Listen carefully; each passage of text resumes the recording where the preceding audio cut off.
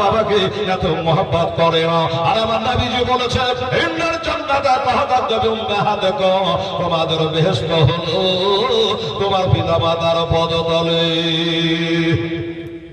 সুবহানাল্লাহ।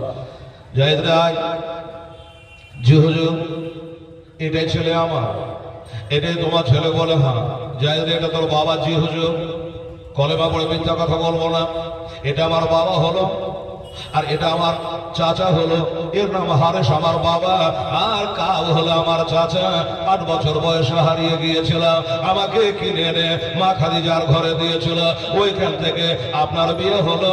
আপনারা আমি খেদমত করার, সেবা করার সুযোগ আল্লাহ আমাকে করে দিয়েছে।